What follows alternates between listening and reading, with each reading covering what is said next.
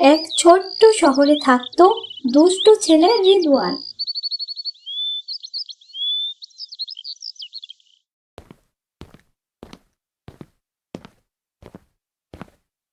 আজকে নতুন একটা গান শুনবো, লেটস গো। লা লা লা লা লা, হুম হুম হুম হুম। ওয়াও, এই বিটটা তো একদম ফায়ার। ঠিক তখনই মা এসে পড়ে। রিদওয়ান, আবার গান? বই খুলেছ? গান শুনলে আমার এনার্জি আসে মা। বাবা, সবকিছুই বেশি ভালো না, আর কানে এত হেডফোন দিলে কানে ব্যথা করবে।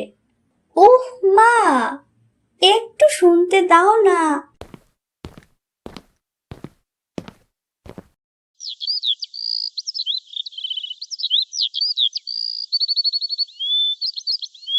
রিদওয়ান রাতে ঘুমানোর সময় গান শুনছিল। রিদওয়ান, রিদওয়ান, ঘুমানোর আগে গান না বাবা, দোয়া পড়তে হয়। মা, গান ছাড়া আমার ঘুম আসে না।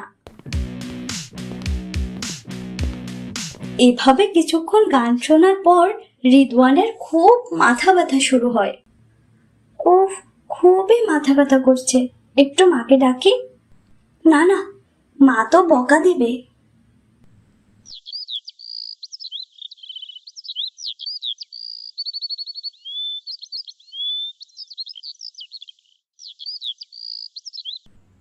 রিদওয়ান, তুমি ক্লাসেও হেডফোন এনেছো? তুমি ক্লাসেও হেডফোন এনেছো? আজ তুমি কয়টা গান শুনেছো? অনেক। গান ছাড়া আমার দিনই চলে না। রিদওয়ান, তোমাকে একটা কথা বলি, রাগ করো না। না না, বলো। আমরা যা শুনি সেটা আমাদের হৃদয়ে যায়। যদি সব সময় গান শুনি আমরা আল্লাহকে ভুলে যাই। তুমি দেখবে নামাজেও মন বসে না। কিন্তু আমার তো গান শুনতে ভালো লাগে। শয়তান আমাদের ধোঁকায় ফেলে, পাপ কাজ করতে উৎসাহ দেয়।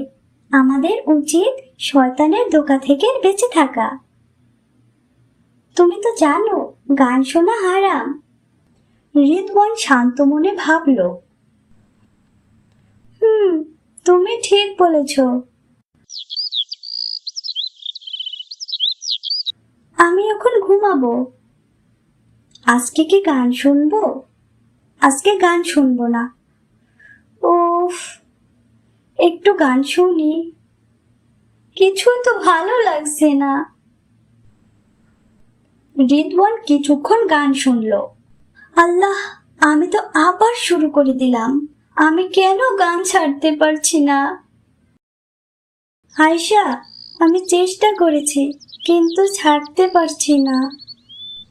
কোনো সমস্যা না, ধীরে ধীরে চেষ্টা করতে হয়। তাহলে আমি কি করব? একটা কাজ করো, তুমি কুরআন তেলাওয়াত শোনো। মানে?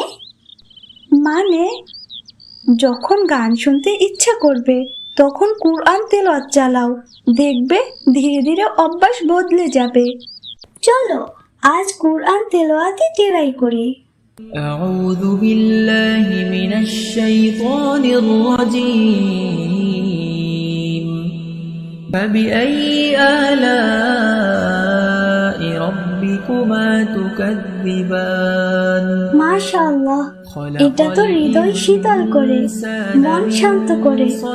এত সুন্দর অনুভূতি আমার কোনোদিনও হয়নি। আলহামদুলিল্লাহ, এত সুন্দর বাণী থাকতে আমি কেন হারাম গান শুনবো?